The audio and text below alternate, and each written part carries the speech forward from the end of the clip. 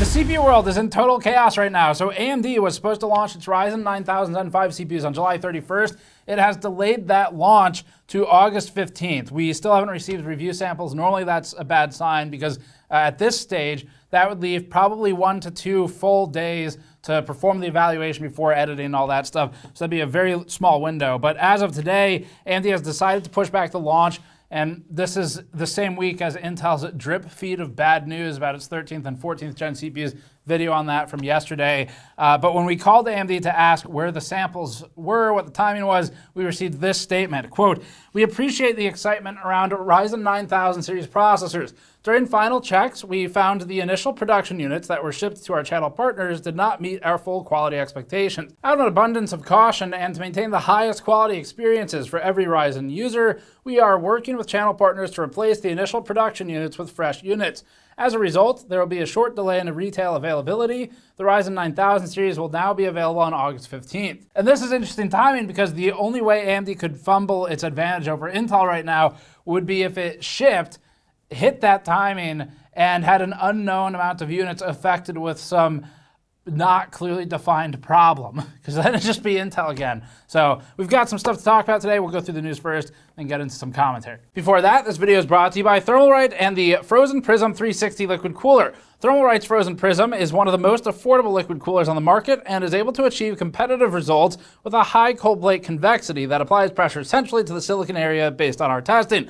This works on both AMD and Intel. We previously benchmarked the Frozen Prism and found that it's overall competitive for its price point. The cooler comes in a few color variations.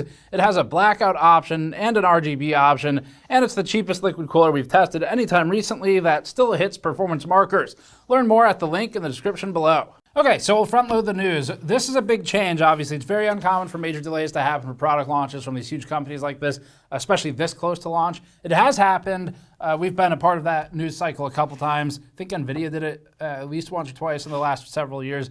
But anyway, it's rare. So the timelines for you all. We were first told as a community about the Zen 5 launch being in July around Computex. That would be in the late May, early June area. They didn't give a date at that point. Then a couple weeks ago at AMD's press event, where we published the XOC thing and some other stuff, AMD announced to the press, which we then announced to everyone else, that it would be July 31st for the launch. That obviously is the last possible day in July to hit the original July promise. So it was starting to look maybe rushed. For review samples, AMD never set a firm date for shipment. However, throughout that process, we were trying to figure out our own scheduling and planning, staff time, all that stuff. It set a few soft targets, nothing official, for when we might get samples. It missed all those targets, and now here we are with a delay. So AMD provided us the statement that I gave in the introduction. This is the first time AMD has delayed a major CPU product launch in at least a little while. They've definitely done it, but you can remind me if you remember. Don't remember when the last one was. We asked AMD what exactly the, quote, not meeting full quality expectations means in its statement, and we were told this, quote, during final checks, I think that was the validation team, found something they didn't like. As we completed our final checks, we found the initial production units shipped to channel partners didn't meet full quality expectations, sort of rehashing that other sentence. So speaking with AMD's channel partners, including large OEMs and system integrators are companies like, not saying these are the ones I spoke to, but CyberPower, Maingear, Iowa Power, so forth. We learned that the CPUs have already been available for validation and are already in some of the new pre-built SKUs that these OEMs and SIs are spinning up.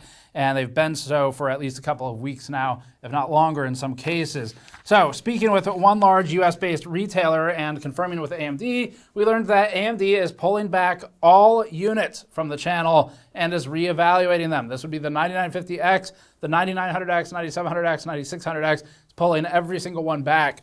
We're not sure which lab AMD is using for that. Likely the validation lab we saw on our AMD tours. Part of this effort, AMD intends to run all the CPUs against its mission spec, as they call it, or in other words, ensure they can hit out-of-box targets and the actual defined specification. We heard a rumor that AMD was having difficulty with memory overclocking performance, but we have since learned that if this is true, it is not related to the delay. So as of now, we have no reason to believe that rumor. The delay is strictly to hit out-of-box performance targets. So to clarify, I asked AMD if this was to try and sift for gold samples for reviewers, and AMD said this affects all units currently in the channel, everything. So no, it wouldn't be just for golden samples, it's all of them. The channel here would mean retailers, distributors, suppliers, OEMs, system integrators, so every partner they have. This does not just affect review units. And our understanding is that when AMD pulls these CPUs back to reevaluate, it is a pass-fail. So it should be as simple, in theory, simple in scare quotes there, as it hits the spec, it doesn't hit the spec, and then either goes back in the box and out to wherever it came from, or they pull it and do whatever it is they're going to do with it. So the CPU either hits the targets or it doesn't. AMD emphasized that it is possible that most of the CPUs will be fine. I mean, of course, they would say that. That's what any company, including Intel, recently would say. But it is exercising caution. It doesn't want to have any escapes that underperform here. Currently, the official date is August 15th for release. It pushed back from the 31st. The review embargoes are typically slightly before product launches, not always. Sometimes it's exactly on launch day. We don't know when the exact embargo is yet. And from our understanding, it's possible that AMD pulls this date forward again for some of the CPU SKUs. It just depends on what they find. That is not official information. That's just my understanding of it. So that's assuming they're able to clear some of them in time for launch. Now we're getting into some of the commentary though. So this complicates things. It's kind of the fun part of the video, just talking about what does it mean. From a consumer standpoint, this is pretty complicated because currently we're in a holding pattern on Intel until it releases that microcode. Intel just promised a microcode update and said mid-August is when it's going to launch that. August 15th is pretty mid-August. It's about as mid as you can get. About as mid, rephrase that, it's about as mid-August as you can get. And the microcode change, we don't know what effect it'll have beyond its intended purpose of reducing the voltage and limiting the damage to the CPUs, or limiting at least the instability issues of the CPUs and eliminating them. So it's possible that that brings the performance down. It is almost a certainty that it will not improve the performance beyond improving the stability.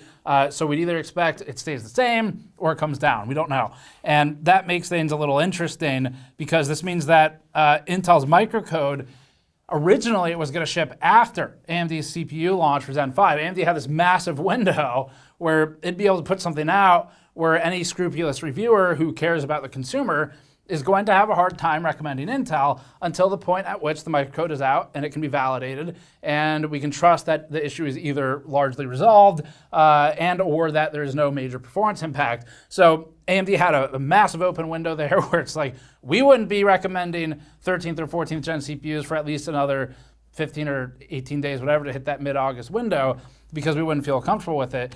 So AMD would be kind of the only option other than, say, 12th gen Intel, just until Intel can reestablish that consumer and industry confidence and quality assurances. So AMD had the best possible launch window, July 31st, with all of Intel's recent fumbles.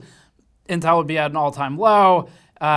And anyway, from AMD's strategic point of view, before we get to the consumer point of view, I see it in sort of two ways. First, if AMD had flubbed this launch, so there's a couple ways they could do that, but one of them with the information we have would be if they shipped, they hit the original target, and then either media gets a sample that has the below spec issue, so let's just, I don't know what the actual issue is, let's just create one that has happened in the past. In the past, several generations ago, AMD was below spec, below the frequency target on the box for its CPUs in a lot of cases. If reviewers got something like that, let's say 75, 100 megahertz under the boost spec on the label, then that would be a big controversy, obviously.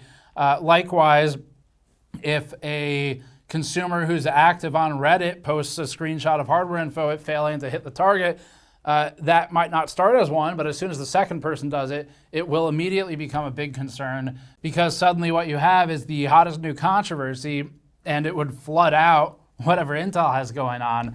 So they'd kind of squander that window. Another way they can flub the launch is if they delay it and then this problem's still there.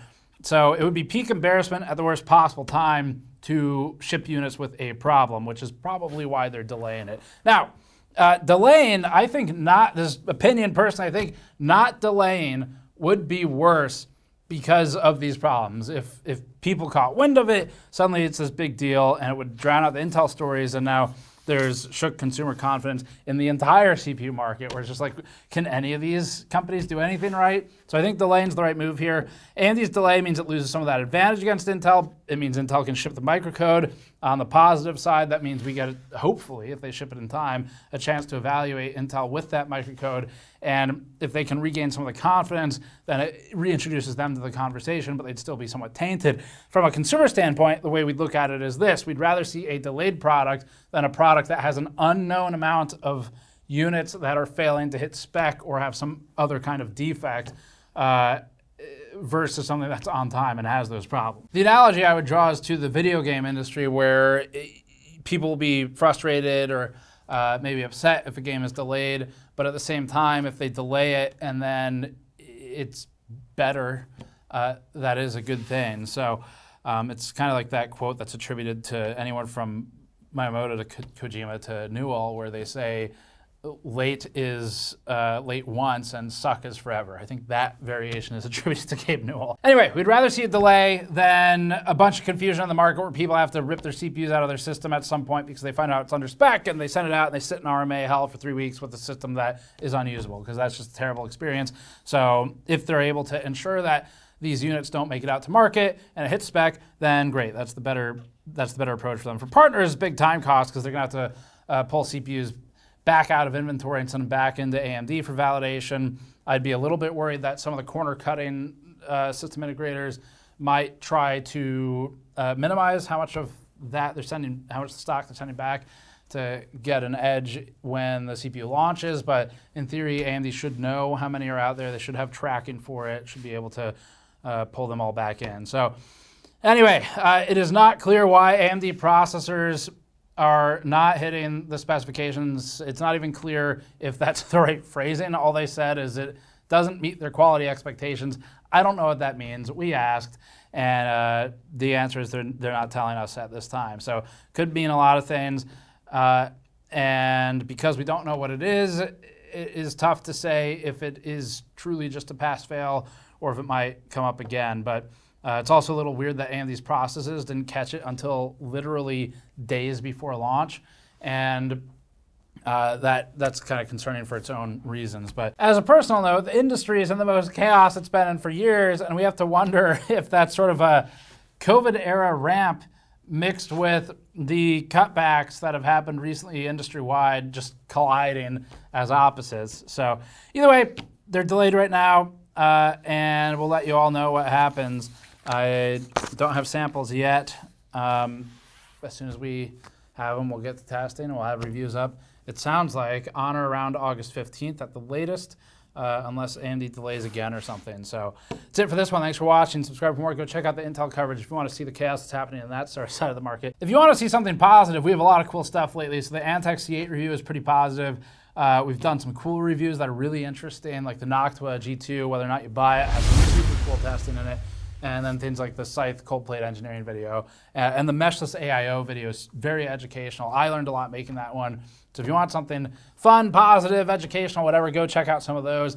And otherwise, if you want chaos, there's plenty of it. So thanks for watching. We'll see you all next time.